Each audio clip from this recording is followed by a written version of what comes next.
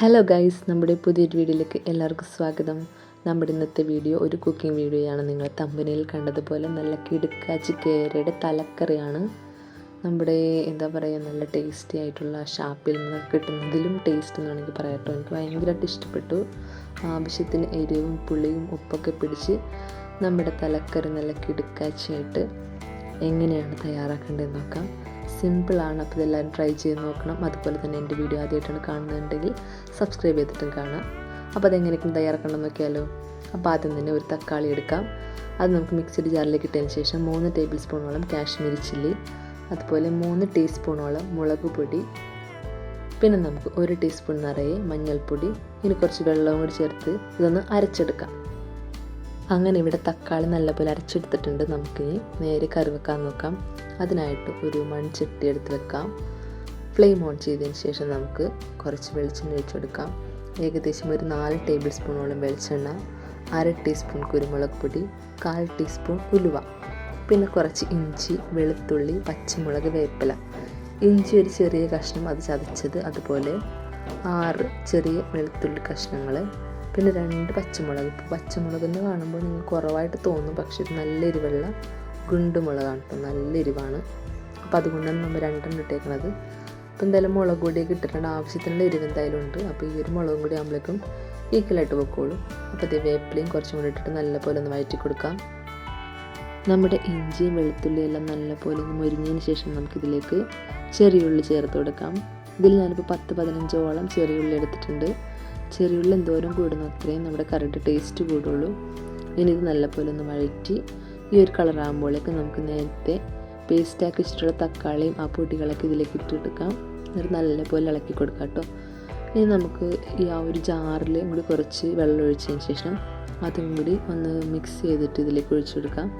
ഇനി ഈ ഒരു ഗ്രേവി നല്ലപോലെ ഒന്ന് വറ്റി വരണം, അതായത് ഒന്ന് വെന്ത് വരില്ലേ. ഈ വെളിച്ചെണ്ണയൊക്കെ തെളിയുമ്പോഴേക്കും ഓൾമോസ്റ്റ് അത് വെന്തെന്നാണ്. നമുക്ക് കറിക്ക് ആവശ്യമുള്ള ഉപ്പിട്ട് കൊടുക്കാം. അപ്പം ഞാനൊരു 2.5 ടീസ്പൂണോളം ഉപ്പിട്ട് കൊടുത്തിട്ടുണ്ട്. എന്തായാലും തക്കാളി നല്ലപോലെ ഒന്ന് വാടണം, അതുകൊണ്ട് നമ്മൾ 10 മിനിറ്റോളം അതല്ലെങ്കിൽ 7 മിനിറ്റോളം നല്ലപോലെ ഒന്ന് വാട്ടിയെടുക്കണം. ഇങ്ങനെ ഇളക്കിക്കൊണ്ടേയിരിക്കണം കണ്ടിന്യൂസ് ആയിട്ട്, അതല്ലെങ്കിൽ അടുക്കി പിടിക്കാൻ ചാൻസ് ഉണ്ട്. ഇനി നമുക്കിതിലേക്ക് കൊടംപുളി ചേർത്ത് കൊടുക്കുക. അപ്പോൾ ചെറുതായിട്ടുള്ള അരിഞ്ഞു വെച്ചിട്ടുള്ള കൊടംപുളി ആയതുകൊണ്ടാണ് നമ്മൾ ഇത്രയും ഇട്ട് കൊടുക്കുന്നത്. പിന്നെ കുറച്ച് പുളിയും അതുപോലെ എരിവൊക്കെ ഹൈലൈറ്റ് ചെയ്ത് നിന്നാൽ മാത്രമേ തലക്കറിക്ക് ടേസ്റ്റ് ഉണ്ടാവുള്ളൂ. അപ്പോൾ ഇതിനാവശ്യത്തിനുള്ള കൊടംപുളി നമ്മൾ ചേർത്ത് കൊടുത്തിട്ടുണ്ട്. ഇനി നമുക്ക് കുറച്ച് വെള്ളം കൂടി ഒഴിച്ചെടുക്കാം. കൂടുതൽ വെള്ളം വേണ്ട.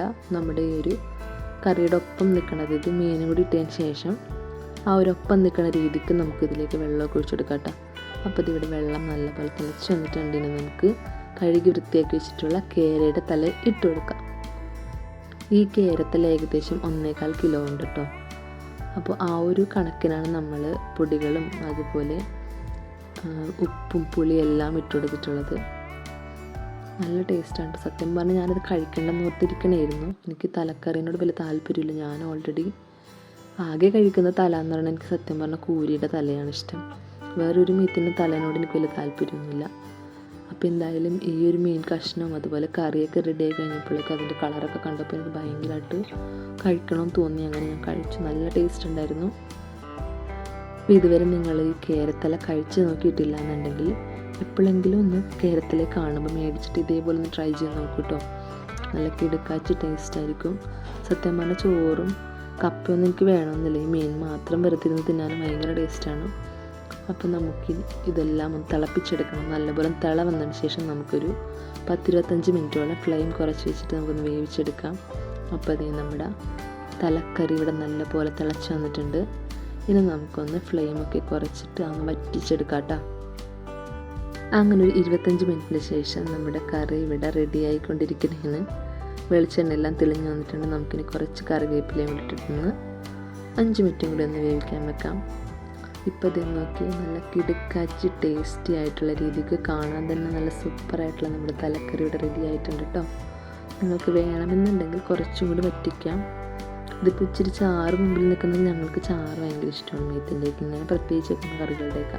അപ്പോൾ അതുകൊണ്ടാണ് നമ്മൾ കുറച്ചും കൂടി ചാറായിട്ട് വെച്ചേക്കുന്നത്.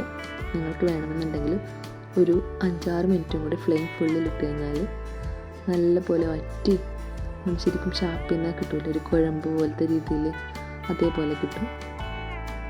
എരിവെല്ലാം നല്ല ആവശ്യത്തിനുള്ളത് കൊണ്ട് തന്നെ ചാറ് കുടിക്കാനും പ്രത്യേക ടേസ്റ്റാണ് കേട്ടോ. അപ്പോൾ നമ്മുടെ ഇന്നത്തെ ഈ തലക്കറിയുടെ വീഡിയോ കഴിഞ്ഞിരിക്കുകയാണ്. നിങ്ങൾക്ക് ഇഷ്ടപ്പെട്ടാൽ നിങ്ങൾ ലൈക്ക് ചെയ്യുക, അതുപോലെ ട്രൈ ചെയ്ത് നോക്കുക. അങ്ങനെ ട്രൈ ചെയ്തിട്ട് നിങ്ങൾ തന്നെ കമൻറ്റിലൂടെ അറിയിക്കാം. അടുത്ത വീഡിയോയിൽ കാണുന്നതായിരിക്കും. ടാറ്റാ.